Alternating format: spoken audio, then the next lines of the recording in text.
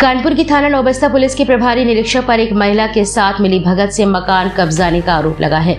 Kanpur press club में press वार्ता करते हुए धीरेन्द्र सिंह ने आरोप लगाया है कि मछरिया में उनका एक प्लॉट है जिसका बाकायदा बैनामा है और राजस्व न्यायालय द्वारा खतौनी में दर्ज किया जा चुका है। इसके बाद भी कब्जे की नीयत से नौबस्ता प्रभारी निरीक्षक जगदीश प्रसाद पांडे एक महिला जिसका नाम उर्मिला है जबरन प्लॉट खाली करवाना चाहते हैं और उनके ऊपर एक फर्जी मुकदमा भी दर्ज किया जाता है। इसके संबंध में पुलिस के अधिकारियों से न्याय की गुहार लगाई है, लेकिन फिर भी कोई सुनवाई नहीं हो रही है। विवेक ने बताया कि उस प्लॉट में उनकी मां रह रही है और उनकी भी जान को खतरा बना हुआ है। धीरेन्द्र सिंह, क्या समस्या है? मेरा प्लाट 717 राजी के ब्लॉक 245 246 बूट मिसरिया में है। तो उस पर एसओ साहब ने मेरे ऊपर नौबस्ता एक फर्जी मुकदमा कायम कर दिया और इसके बाद मेरा मुकदमा राजस्व विभाग में भी मैंने शिकायत किया और मैंने राजस्व विभाग के बाद मैंने ऑनलाइन पोर्टल भी शिकायत किया और कमिश्नर साहब के भी पेश हुआ। अभी तक कोई जांच नहीं हो पाई है और एसओ साहब मेरे गवाह को उठा लिया था तो कह रहे थे इसको छोड़ेंगे तभी जब प्लाट से हट जाओगे, अपनी माँ को सामान से हटा दोगे। अब मेरी माँ बीमार रहती हैं, 75 साल की हैं, आँखों से दिखता नहीं है और उसी भय से मैं 4 दिन से आया नहीं। तब आप लोगों के बीच में मैं यहाँ आया हूँ अपनी बात रखने कि अगर कुछ हो जाए तो आप लोग मेरी मदद करिए। प्लाट कहाँ पे है और केवल कौन है जो कब्जा करना चाह रहे हैं? जगदीश प्रसाद पांडे जी एसओ उनका सपोर्ट कर रहे हैं, उर्मिला मिश्रा उनका नाम है। हाँ, उनके रिश्तेदार हैं आईएएस अधिकारी। उनके कहने पे एसओ साहब मुझे प्रताड़ित करते हैं आए दिन बुला के। इसी वजह से मैं आप लोगों के बीच में यहाँ उपस्थित हुआ हूँ अपनी सुरक्षा के लिए। तो घर क्यों छोड़ दिया आपने? भय से, आतंक से उनके। मुझे आए दिन प्रताड़ित करते थे, तुझे झूठे मुकदमे में जेल भेज दूंगा।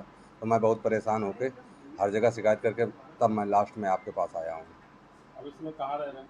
इस समय मैं घर से छोड़ दिया अपना। ये कहाँ रह रहे हैं? अभी एक दिन होटल में रुके थे, फिर एक दिन रिश्तेदार में रुक गए।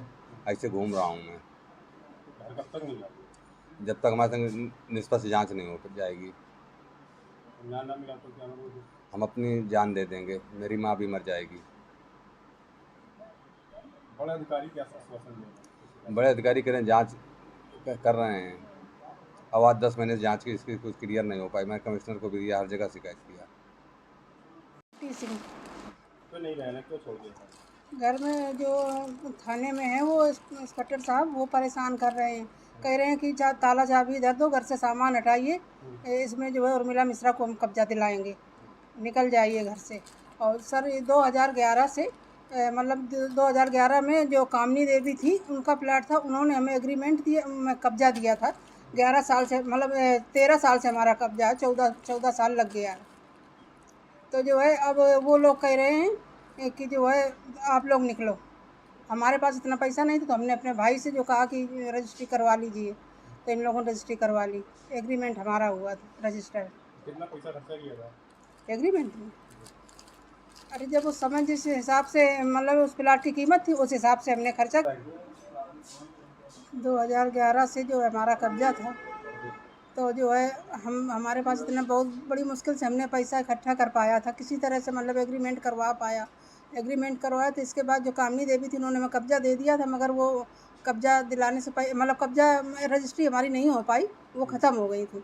तो जो उनका लड़का प्रदीप था उससे हमने जो है अपने भाई से कहा कि हमारे पास इतना पैसा नहीं हो पा रहा है, तुम रजिस्ट्री करवा लो। तो इसलिए मेरी बूढ़ी माँ, मेरा भाई वहाँ रहता, मैं अपने बच्चों को देखूँ, मैं रेंट पे रहती हूँ। कैसे मैं किस तरह से यहाँ पर आई हूँ कि जो है किसी तरह से हमारी माँ को न्याय मिल जाए। अगर वो उनके पास कोई वहाँ देखने वाला नहीं, मेरा भाई भी चला आया है यहाँ पे, अगर उनको कुछ हो जाता है, अगर वो मर जाती हैं तो कौन जिम्मेदार होगा? कहीं मोहल्ले वाले पानी चाहे उनको देते, कहीं कुछ करते हैं, हम बच्चों को देखें कि माँ को देखें? हम दौड़ नहीं पा रहे, हम दूर रहते हैं। तो इसलिए हमें कब्जा दिला रही है कौन है? ये उर्मिला मिश्रा हैं, दूसरी पार्टी, वो जो है बाद में उन्होंने रजिस्ट्री करवाई।